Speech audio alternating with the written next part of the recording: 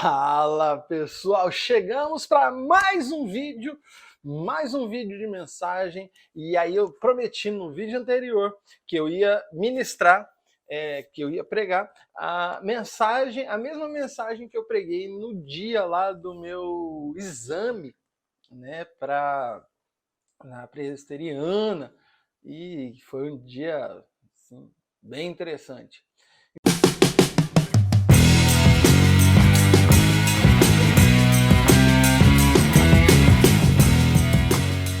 Então, sem mais enrolação, vamos direto para o texto.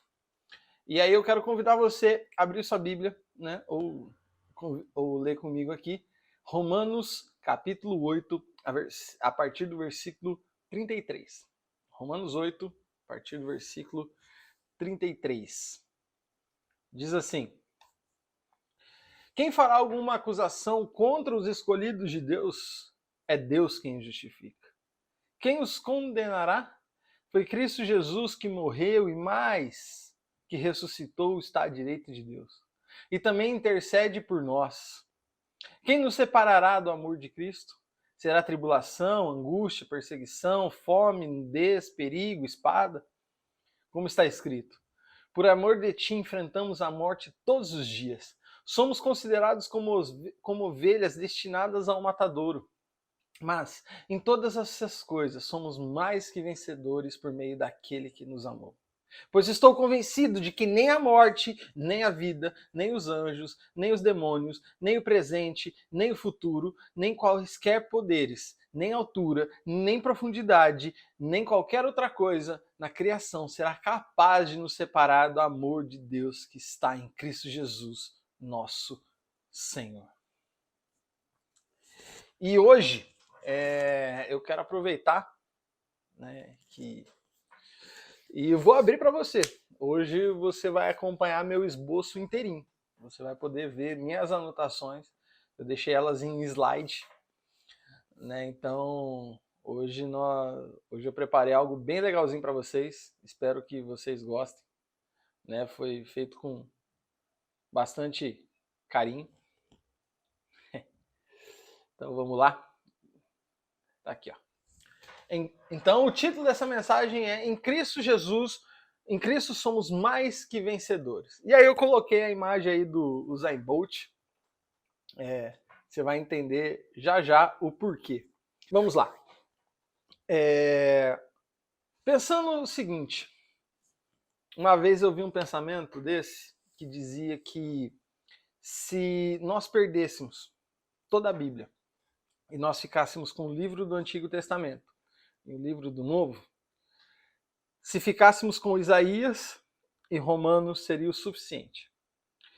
Mas se ainda nós tivéssemos que escolher entre um deles, se nós ficássemos com Romanos seria o suficiente. Romanos é conhecida como a carta magna. Ela é a carta superior às outras, né? Romanos é a carta onde nós podemos entender muitas coisas. Então, Romanos, ele é muito completo. E aí, Paulo diz isso, né?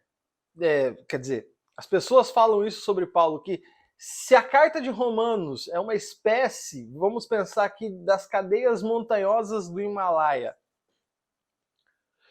todos os escritos daquele apóstolo veterano, Romanos 8, seria o pico do Everest, o ponto mais alto. A análise desse texto pode trazer benefícios maravilhosos para a sua vida. Assim como diz Hernandes Dias Lopes. Simplesmente Hernandes Dias Lopes diz. E aí, a perícope, o trecho que nós estamos falando, diz que diremos, pois, diante dessas coisas? Versículos anteriores.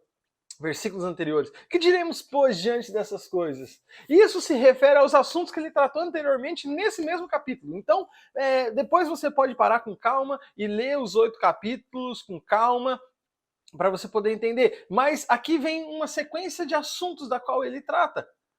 Entendeu? Então, ele começa falando que não há mais condenação para os que são em Cristo. A nossa herança está em Cristo. E os sofrimentos virão, mas a glória também virá. E a intercessão do Espírito em nosso favor. Ele é o nosso intercessor. Na Trindade nós temos dois intercessores. Cristo é o nosso intercessor e o Espírito Santo é o nosso intercessor. Então Paulo ele faz cinco perguntas retóricas em sequência. Deus nos conheceu de antemão. Deus nos Paulo faz cinco afirmações. Deus nos conheceu de antemão, Deus nos predestinou, Deus nos chamou, Deus nos justificou e Deus nos glorificou.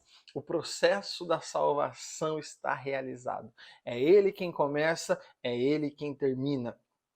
Ele nos conheceu de antemão, isso nós falamos na outra mensagem, que Ele nos conhece, porque Ele é o Deus todo-poderoso, Ele é o Deus que conhece tudo, Ele é o Deus que está em todos os lugares. Então Ele nos conheceu de antemão, Ele nos predestinou para a salvação, Ele nos chamou, Ele nos justificou e Ele nos glorificou. E isso será terminado quando nós chegarmos na glória.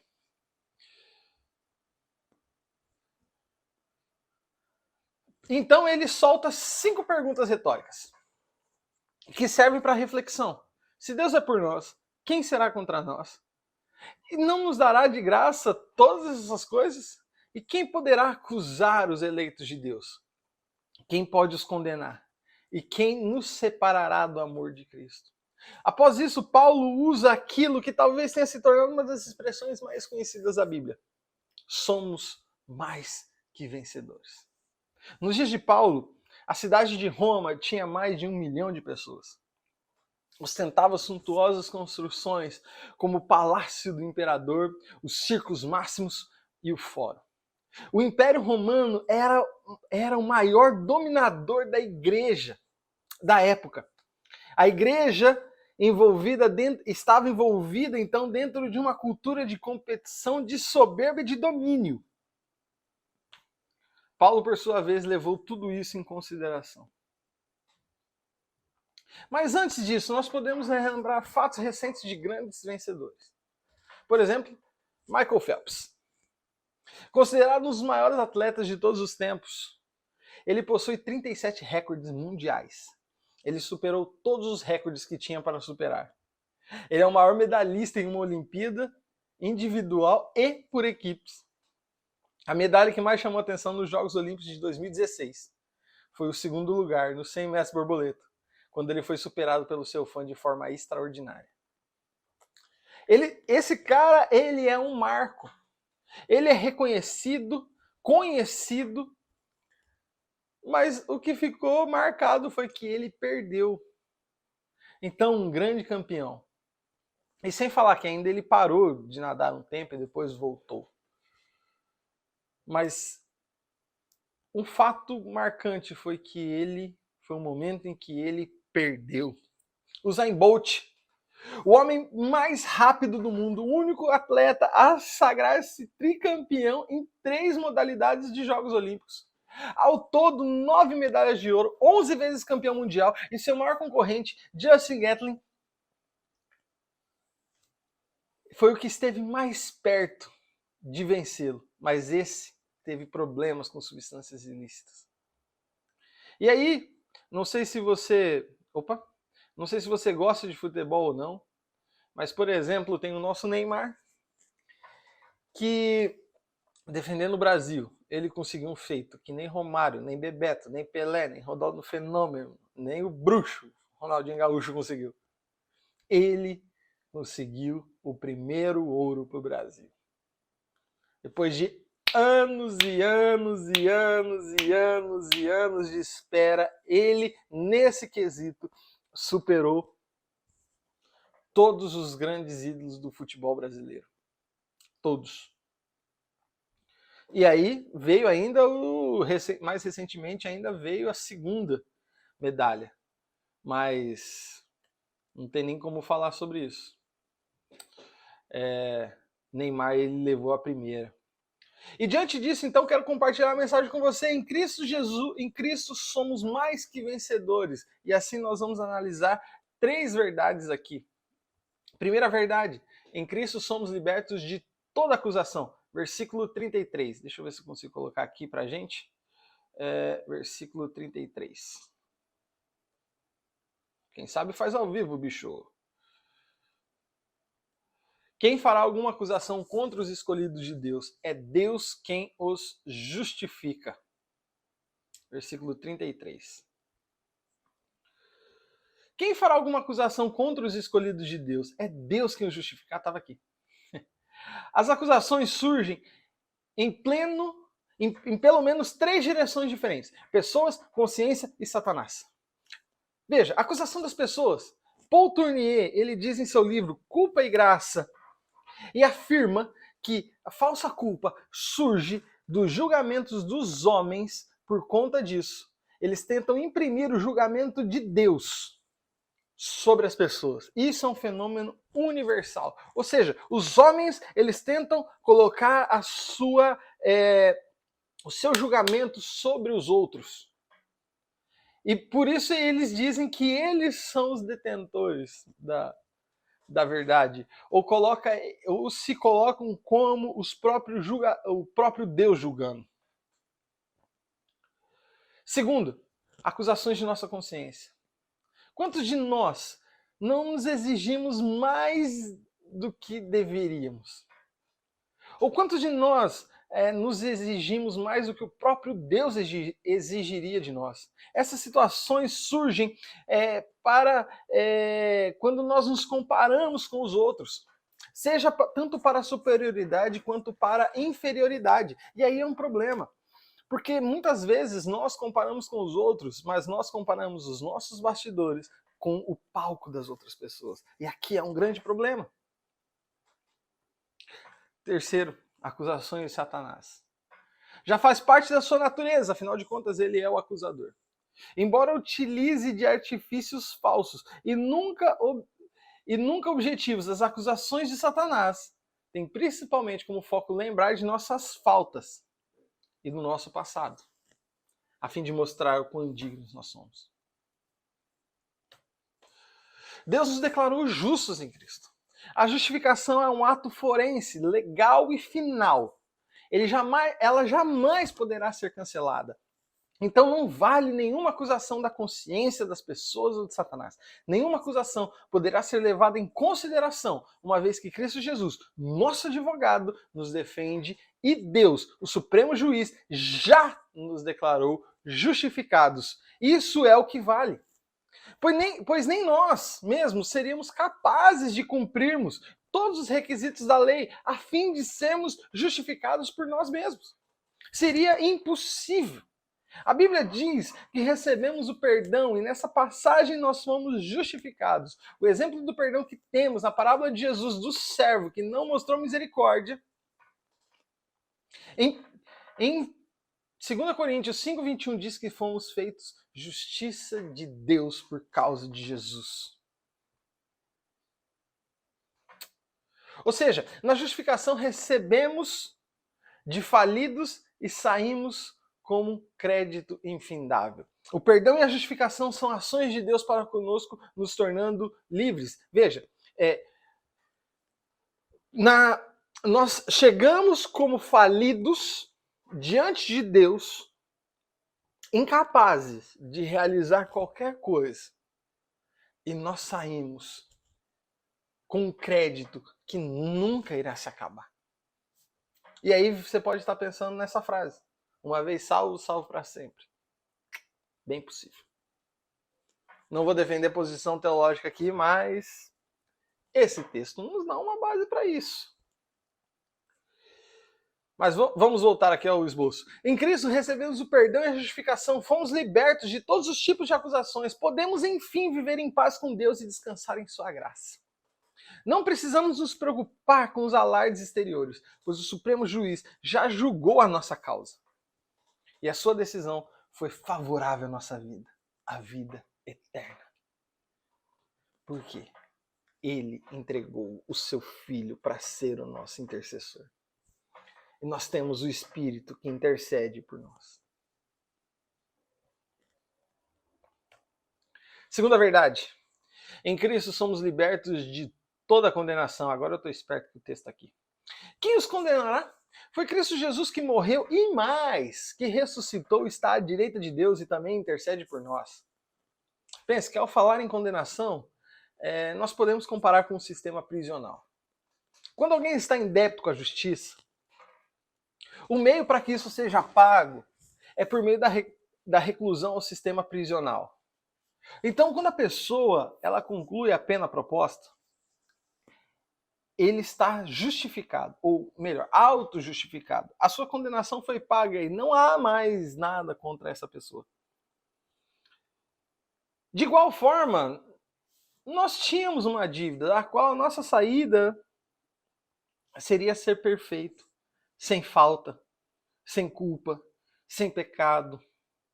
Ou seja, algo impossível para nós. Impossível. Ele morreu por nossos pecados e ressuscitou dos mortos, comprovando a eficácia da sua morte, e agora está à direita de Deus e intercede por nós. E aqui é muito interessante a gente pensar que é o seguinte, ele fez tudo isso por nós. Aquilo que nós não poderíamos fazer, aquilo que nós não poderíamos executar, Cristo executou por nós. Cristo fez por nós. E aí, todas as coisas nós podemos entender. Aí nós podemos ter a segurança.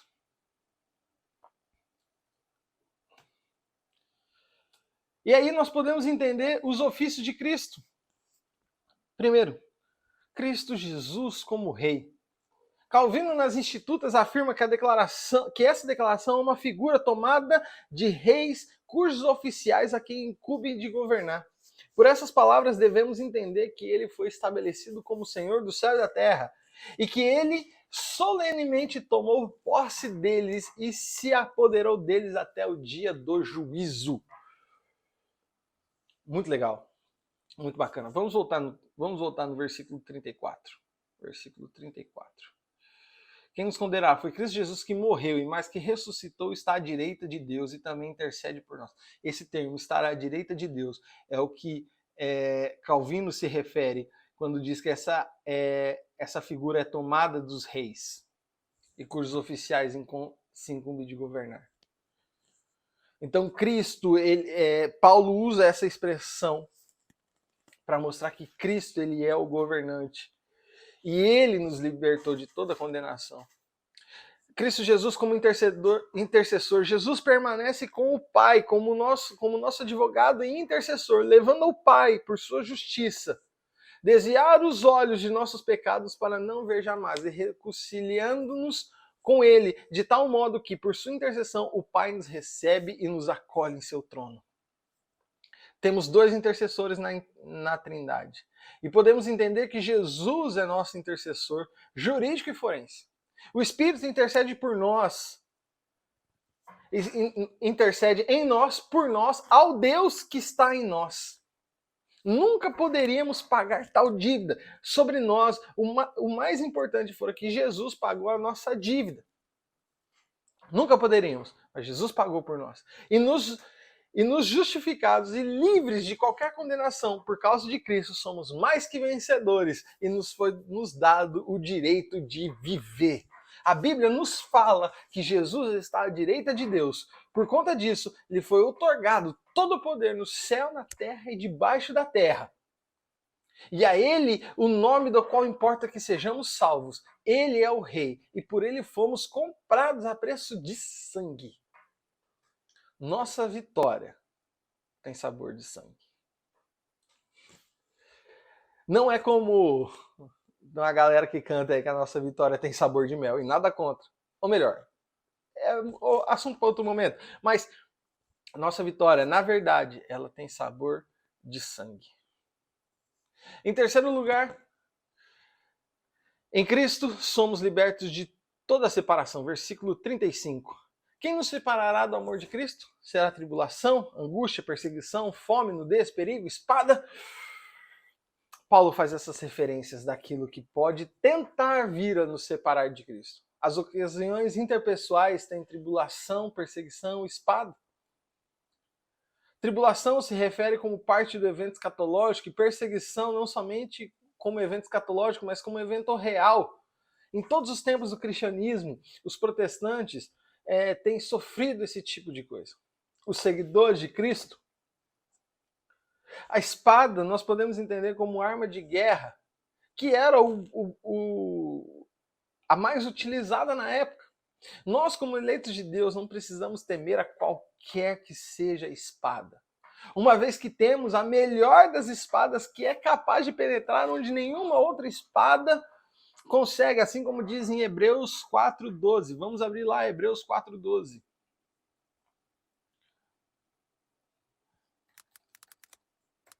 Hebreus 4:12. Pois a palavra de Deus é viva e eficaz, e mais afiada que qualquer espada de dois gumes. Ela penetra ao ponto de dividir a alma e espírito, juntas e medulas, e julga os pensamentos e intenções do coração. Então, melhor do que as espadas que os homens podem usar, nós temos a espada mais profunda. A espada que eles não têm é a espada que nós temos.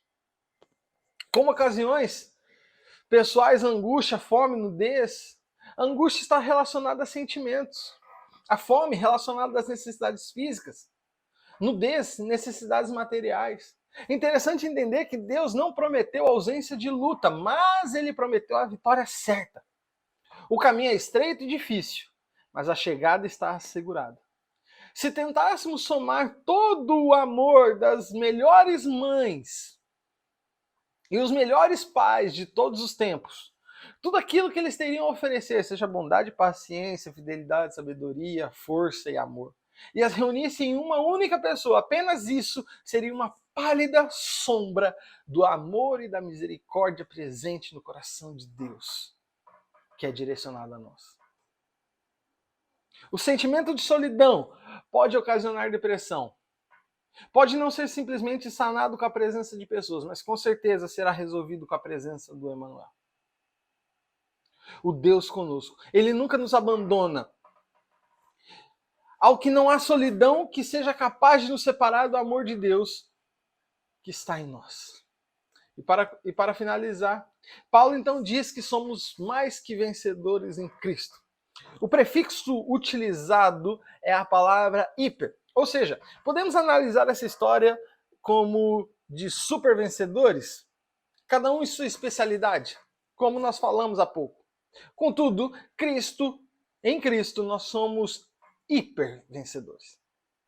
Superior.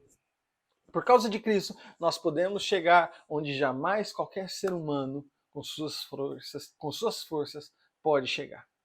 Somos mais que vencedores. Ou hipervencedores. Pois em Cristo somos libertos de toda acusação. Não há nada que Satanás, as pessoas, consciência poderá nos impedir. Poderá impedir a justificação sobre nossas vidas. Somos mais que vencedores, pois em Cristo somos libertos de toda condenação. Nossas atitudes são incapazes de nos condenar, pois temos Jesus como nosso intercessor juntamente com Deus. Somos mais que vencedores, pois em Cristo somos libertos de toda separação. E nenhuma ação, interna ou externa, é capaz disso. Não se trata de... E aí o que eu quero deixar para você é que essa mensagem não se trata de uma mensagem triunfalista. Pois somente somos mais que vencedores por causa de Cristo. Cristo nos é suficiente. E toda suficiência está em Cristo. Não temos simplesmente uma expectativa de vitória, mas temos a garantia da vitória. Podemos então ter segurança naquilo que recebemos de Cristo e na nossa vitória, uma vez que ainda, quando éramos pecadores, Cristo nos deu perdão, justificação e nos fez aceitos diante de Deus. Agora que somos salvos, filhos de Deus, Deus tem muitas coisas para nos dar. A vida eterna. E aqui nós chegamos ao final dessa mensagem, desse texto, né? É uma pregação assim que eu guardo com muito carinho e sempre que possível eu revisito ela, tanto para ler quanto para ministrar em algum lugar. É um texto que eu gosto demais. Romanos é um livro que eu gosto bastante e que você possa ser realmente edificado. Não deixe de deixar o seu curtir aqui, comenta. Pode pedir sugestão de textos. Se eu não tiver, eu vou montar uma pregação e vou fazer ela para que a gente possa acompanhar junto aqui e ver como é que a gente pode desenvolver. O ideal, a ideia aqui do canal é que a gente possa crescer junto, né, que eu possa ajudar, mas que também possa servir possa aprender, né? Quando a gente troca ideia, quando a gente conversa, a gente pode crescer junto, né? Compartilhe aqui esse vídeo para quem você quiser, para quem você achar que precisa, e certamente será um prazer poder ajudar. E se inscreve aí no canal. Temos as nossas redes sociais aí, né? Várias. Acredito que estamos em todas, ou quase todas. E se você quiser trocar uma ideia também, chama a gente lá no Instagram, vamos trocar uma ideia. É nóis. Gente, valeu, um abraço e pregue simples, de forma descomplicada.